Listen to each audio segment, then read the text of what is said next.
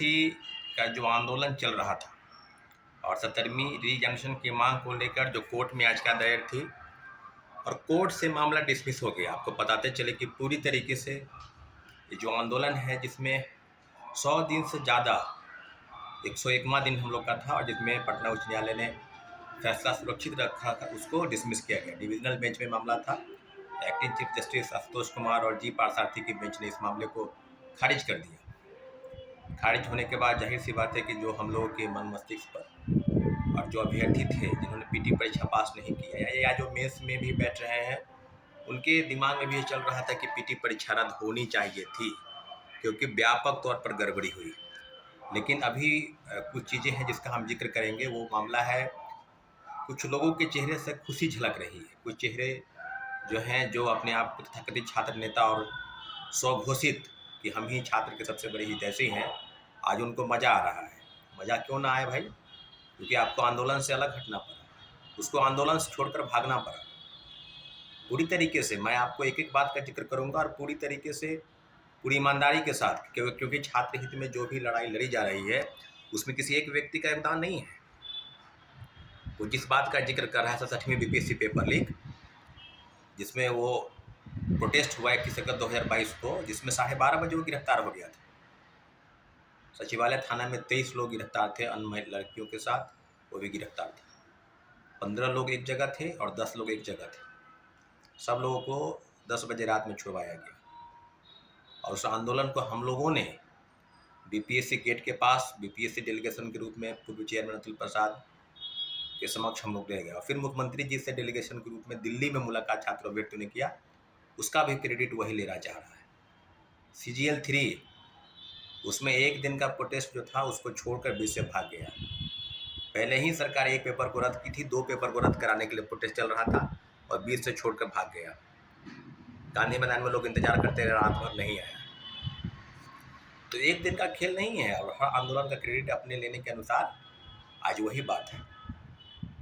BPSC TRE 3 सबसे पहले मैंने ही बताया था। हजारीबाग की जाग से प्रश्न पत्र आउट हो गया, सबसे पहले मैंने बताया था यहाँ के प्रेस वालों को, यहाँ के लोगों को, और उसका भी क्रेडिट वही ले रहा है कि हमने TRE 3 का रद्द करवा दिए।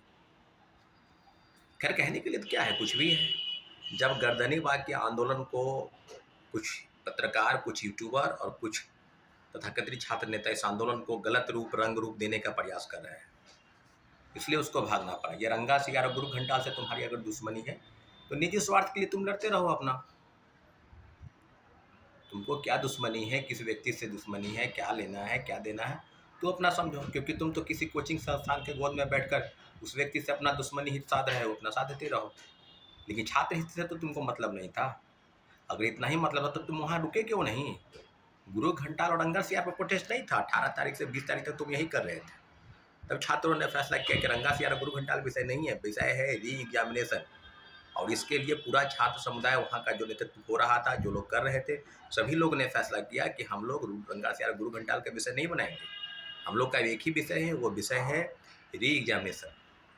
वहाँ पर किसी पॉलिटिकल पार्टी के नेताओं को बुलाया नहीं गया था, कोई आमंत्रण पत्र नहीं भेजा गया था, सभी लोग वहाँ आए। तेजस्वी यादव विपक्ष के नेता हैं, वो भी आए। पप्पू यादव एक बार नहीं कई बार आए। प्रशांत किशोर आए। इस आंदोलन को प्रशांत किशोर राजनीतिक रंग देने का प्रयास किए, नहीं किए, ये आप भी जानते हैं, हम लोग भी जानते हैं कि प्रशांत किशोर से नहीं होने वाला था। सरकार को फैसला करती है और हमारी लड़ाई सरकार से है, आयोग से है। इस चैनल के साथ तुम बीपीएससी के हितैषी बने हो और सरकार और आयोग के की तरह भाषा, उसी भाषा का इस्तेमाल कर रहे हो। आज छात्रों का हितैषी नहीं हो। छात्र का अगर हितैषी रहते तो छात्र के लिए काम करते, छात्र के लिए बात करते। अलग से प्रोटेस्ट अगर तुमको इतना ही था, गर्दनीबाग में थे, चुपचाप गर्दनीबाग में प्रोटेस्ट करते वहाँ पर। लेकिन उसका शर्त था कि ये व्यक्ति नहीं आएगा, ये व्यक्ति नहीं आएगा, ये नहीं आएगा, ये नहीं आएगा। कि जो लड़ाई लड़ी जाती है उसमें सारे शिक्षकों का सहयोग, छात्रों का सहयोग अनिवार्य रूप से सार्थक था और उसको ज़रूरत है। जो सारे शिक्षकों को आमंत्रण पत्र नहीं भेजा गया था, सभी लोगों का वहाँ स्वागत था, किसका बहिष्कृत नहीं किया गया। लेकिन निजी स्वार्थ है, यहाँ निजी हित साधना है। तो आज आरोप लगा रहे हैं, 100 दिन बीत गया तो फिर आ गए आरोप लगाने। हो रहा था तो आंदोलन सफल हो जाता। इसके पहले सारे आंदोलन को बीच से छोड़कर भागने वाला वो व्यक्ति है जो आज बीच में आकर बोल रहा है। हम लोग कोर्ट गए मजबूर होकर, हम लोगों ने भी काफ़ी लड़ाई लड़ी। 6 दिसंबर को लड़ाई लड़ा गया, 25 दिसंबर को लड़ाई लड़ा गया, 29 दिसंबर को लड़ाई लड़ा गया, 30 जनवरी को लड़ाई लड़ा गया। और पूरी तरीके और पूरी ईमानदारी से ये देश के अन्य आंदोलन से अलग ये आंदोलन है, जिसको अलग रंग रूप देने का प्रयास कुछ यूट्यूबर और कुछ छात्र नेता कर रहे हैं। उनके चेहरे की कुटिल मुस्कान को आप समझ सकते हैं। वो बीपीएससी आयोग की तरफ से बैटिंग कर रहा है, वो सरकार की भाषा बोल रहा है, वही भाषा माननीय उच्च न्यायालय बोली कि कोचिंग शिक्षकों के दम पर यह आंदोलन नहीं चल रहा है। ये आंदोलन छात्रों के दम पर, और छात्र अपनी लड़ाई बखूबी लड़ना जानते हैं। एक से एक लोग, बीपीएससी के लोग, यूपीएससी कई बार इंटरव्यू देने वाले, कई बार बीपीएससी की इंटरव्यू देने वाले लोग, जेएनयू, डीयू व कई विषयों से पीएचडी वाले लोग वहाँ पर गर्दनी बाग में बैठे थे। उनको बरगलाना, उनको फुसलाना इतना आसान नहीं था, ऐसा तुम समझ रहे हो। तुमको अपना मौका नहीं मिला, तुम रंगा सिगारो गुरु घंटा को टारगेट करके अपना आंदोलन का चेहरा चमकाना चाहते थे, इसलिए तुमको वहाँ से भागना पड़ा, मजबूर होकर भागना पड़ा। और आज तुम्हारे अंदर खुशी झलक रही है, क्योंकि तुमको पता है कि ये बात बोलेंगे तो हमको सहानुभूति मिल जाएगी। बिल्कुल नहीं, छात्र अपनी लड़ाई लड़ा है और छात्र गर्दनी बाग अपनी लड़ाई लड़ेगा और अंतिम दम तक लड़ेगा। किसी का अधिकार नहीं है कि नेतृत्व करता वही रहेगा, ये रहेगा। पूरी तरीके से बीपीएससी का आंदोलन बिल्कुल बहुत बड़ा आंदोलन था, और आंदोलन में हम लोग की हार भले हुई है कोर्ट में, लेकिन हम लोग हारे नहीं हैं, हम लोग को हराया गया है। और पूरी तरीके से सबूत, कौन सबूत किससे क्या मांग रहा है, सरकार उससे पूछे कि वो व्यक्ति क्या सबूत दे रहा है। हम लोग अभ्यर्थी अपने सबूत के दम पर कोर्ट में लड़ रहे हैं, अंतिम दम तक लड़ेगा। किसी का अधिकार नहीं है कि नेतृत्व करता वही रहेगा, ये रहेगा। पूरी तरीके से बीपीएससी का आंदोलन बिल्कुल बहुत बड़ा आंदोलन था, और आंदोलन में हम लोग की हार भले हुई है कोर्ट में, लेकिन हम लोग हारे नहीं हैं, हम लोग को हराया गया है। और पूरी तरीके से सबूत, कौन सबूत किससे क्या मांग रहा है, सरकार उससे पूछे कि वो व्यक्ति क्या सबूत दे रहा है। हम लोग अभ्यर्थी अपने सबूत के दम पर कोर्ट में लड़ रहे हैं, और आगे भी सुप्रीम कोर्ट जाएंगे तो अपने सबूत के दम पर। किसी के सबूत का इंतजार नहीं है कि वो सबूत देगा तो हम लोग लड़ेंगे या पीछे हट जाएंगे। रही बात कि जिस बात का सवाल वो खड़ा कर रहा है, उसके पीछे एकमात्र मकसद है कि वो किसी कोचिंग संस्थान के गोद में बैठकर और उसकी भाषा बोल रहा है, जो भाषा आयोग, सरकार और माननीय उच्च न्यायालय बोली। इसलिए अभ्यर्थियों, गुमराह होने की जरूरत नहीं है, और कोई गुमराह भी नहीं होगा, कोई कर भी नहीं सकता है। बीपीएससी के आंदोलन के अभ्यर्थी जो है उसको गुमराह होने की जरूरत नहीं है। पूरी तरीके से गर्दनी बाग में हम लोग मजबूती के साथ लड़े, और भले ही हमारी हार हुई है, लेकिन हम लोग पीछे नहीं हटे हैं।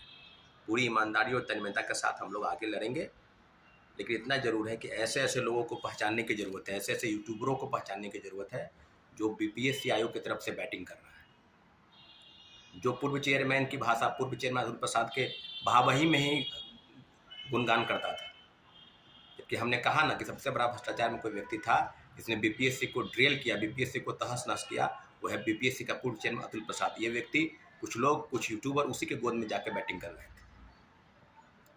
इसलिए पूरी ईमानदारी और तन्मयता के साथ पूरी भ्रष्टाचार की लड़ाई है, सिर्फ बीपीएससी की लड़ाई नहीं है, सारी एजेंसी के खिलाफ लड़ाई है। उसके लिए हम लोग सभी लोग मिलजुल कर लड़ेंगे, और निश्चित रूप से जिसकी जो महत्वाकांक्षा, निजी स्वार्थ है, वो अपनी लड़ाई लड़ते रहे। ठीक है साथियों, धन्यवाद, जय हिंद।